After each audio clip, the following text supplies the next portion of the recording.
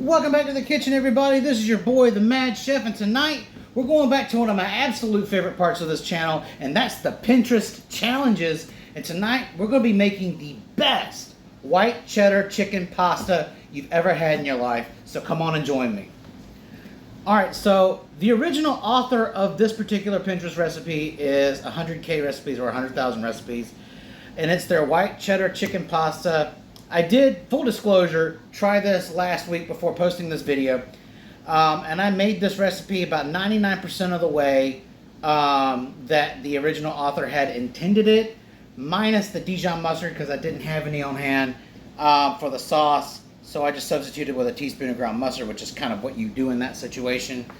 And let me tell you, this is not like any other Pinterest challenge I've ever done, where I just do my best takes on these recipes, but this one actually needs one hell of an overhaul. No disrespect to 100K recipes, but this is one of those recipes that I felt like I wasted a lot of time and a lot of really good ingredients to make a subpar pasta. From the chicken seasoning to the sauce, there's a lot of things that just didn't work in this. So without further ado, let's get started. Now, the number one thing I had an issue with right off the bat was how they seasoned the chicken breast. There's a big focus on ground mustard, which is an incredibly versatile seasoning, and I love it and I use it regularly. But they used, now the original recipe was for like 2 chicken breasts. I had 3, but for 2 chicken breasts, they wanted you to use 1 teaspoon of ground mustard. And that's literally half a teaspoon of ground mustard per each chicken breast. Keep in mind that chicken, while it's versatile, it doesn't have a very strong flavor on its own. So for 3 chicken breasts, that translates into a teaspoon and a half of ground mustard, which is incredibly overpowering. And then you have mustard in the cheese sauce. So the main thing you tasted outside of the herbs was mustard, and it was a very off-putting flavor. So in this recipe, we're going to be completely omitting the ground mustard from the chicken. Now, the other thing that I'm doing here differently is they wanted you to sear and cook the actual whole chicken breasts until they were fully cooked in a skillet. I'm actually chopping them up first before they go in because I feel like it cuts down on prep time. You don't have to wait on the chicken to finish cooking before you can, cube it. And then this gives you opportunity to season every ounce of that chicken, not just on once the outside. All of the chicken gets flavor. So I prefer doing it this way. Outside of removing the ground mustard from the herb rub on the chicken, I'm keeping the focus of flavors the same on the herbs, which is just oregano and thyme. So without further ado, let's go ahead and start talking about this herb rub. And all I've got here is 1 teaspoon of kosher salt, 1 teaspoon of ground white pepper, 2 teaspoons of garlic powder, 1 teaspoon of thyme, and 1 teaspoon of oregano. And we're just going to add that in and massage this completely, without missing your chicken like I did, into our chicken. So now it's time to talk about the first major change that I'm making to this recipe, and that is the addition of bacon. Now, the original recipe did not include any bacon. But the reason why I'm adding this is even though the pasta dish had flavor, albeit not a great one, it was also incredibly bland. Have you ever eaten anything that, just really didn't taste like anything, even though you had a lot of seasoning in it? Well, this is the case with this particular recipe. It needed something to enhance the flavor. So what I've got here is 8 slices of thick cut bacon that I've chopped into some lardons. So what we're going to do is we're going to go ahead and cook off our bacon till it's nice and crispy, and then we're going to sear and cook our chicken in the bacon drippings until they're completely done, and then I'll meet you again at the sauce. All right, now that our proteins are beautifully cooked and set to the side, it's time to start talking about the sauce. And in my opinion, this is the single most poorly executed item in this dish, starting with how it begins. Unlike what the original recipe tells you to do, always make your bechamel in a separate pan. The original recipe tells you to start your bechamel in the same pan that you cook the chicken in. And guys, you guys know when you cook any kind of meat, it renders off its juices as it cooks, and any unnecessary moisture will cause your bechamel not to thicken. And my sauce didn't thicken no matter how long I cooked it out. And this is the next big change. What I'm adding to the pot here is 1 stick of unsalted butter. The original recipe only calls for 2 tablespoons of butter and 2 tablespoons of flour, which did not work with the amount of liquid that they used in the recipe. So we're going to let this butter melt down completely over a medium heat, and then we're going to be adding in our flour. All right, now that our butter is all melted down, we're going to go in with about a half a cup of all-purpose flour, and we're going to cook that out for about 2 minutes like we typically do when we're making a cheese sauce. All right, so now we're coming in heavy with the sauce repair, and before we get into the original recipe, let's go ahead and add in 1 cup of your choice of milk, half a cup of half and half a cup of chicken stock, which you see here. Now, the original recipe called for a 1/4 cup of dry white wine, so I used this sherry cooking wine because it fit the bill, and I was also hoping that the additional sodium content was going to add a little umami kick to this recipe, which it really didn't do. So this time I'm substituting it with that half cup of chicken stock. All right, and so after we get this all nice and mixed up, we're going to be coming in with our seasonings.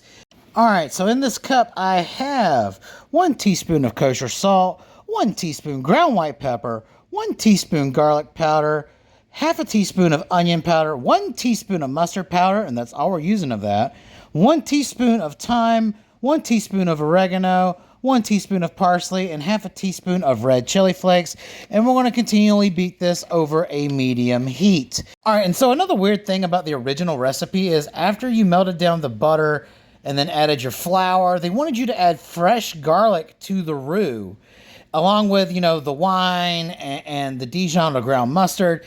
And guys, adding garlic, fresh or minced or anything like that, to a flour butter base, you're going to really run the risk of clumping everything up. And by the time you cook out the alcohol from that sherry wine, you have overcooked the garlic and it's going to be bitter and acrid. Garlic, whether it's fresh or minced, should not be cooked any longer than 1 minute to 1.5 minutes tops. Why would someone do this? Why? Even after adding all the milk and cooking this thing out on a very low heat, after about 10 or 15 minutes, there was not even a hint of thickening happening. The consistency was just like regular or watery milk, no change at all, just too much liquid for the amount of flour and butter that you use. And I'm going to break my rant short just a little bit because it's time to add the pasta. And staying true to the original recipe, we're going to be adding rotini because that's what they used in theirs. And we're just simply going to cook this to packaged instructions. The bechamel's already getting noticeably thicker. It just needs about another minute or two, if that, before it's ready for cheese. We just need to be able to pull it off the sides of the pot. And not even a minute later, we have a very beautiful, well-cooked, thick and creamy bechamel.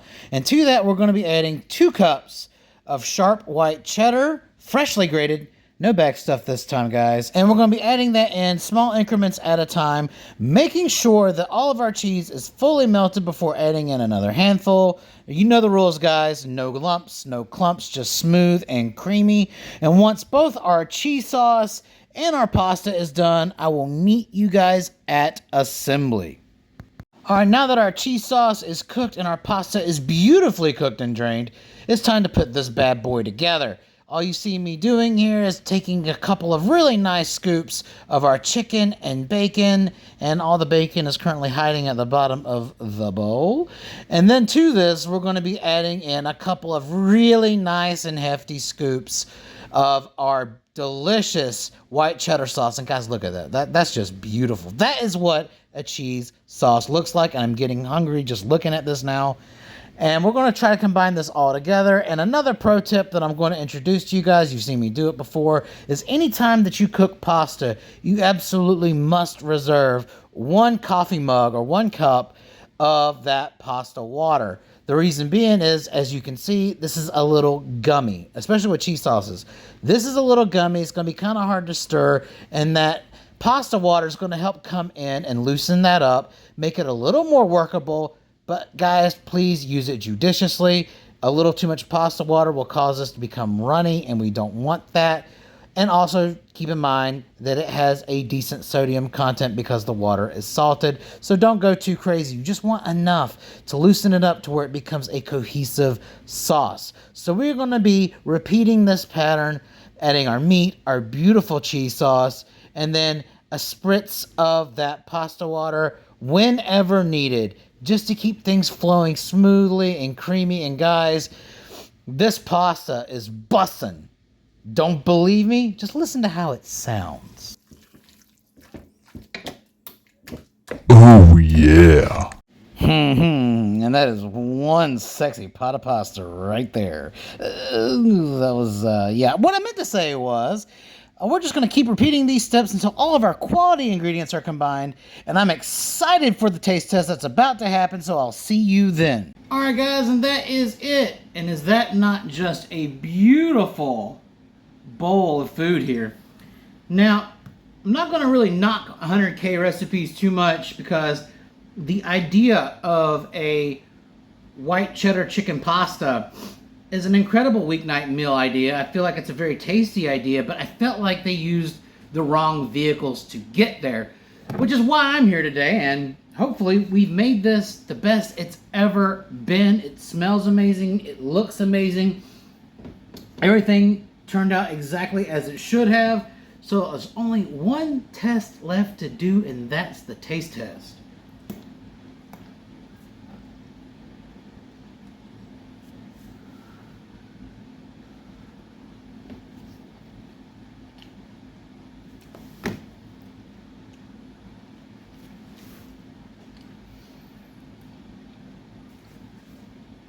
Oh, that's amazing. That is bussin' with flavor. And I feel like this is the end result that should have happened the last time.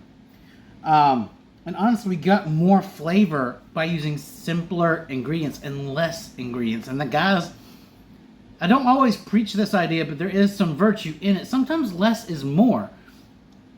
And by using less ingredients and emphasizing the importance of just a few of those ideas that 100K put into this recipe, we've totally and virtually changed this into a flavorful and rich and satisfying bowl of food. Guys, if you like this content, please like, share, and subscribe. Again, the link to the original recipe will be in the description. I'll see you guys later. Love y'all. I'm about to eat.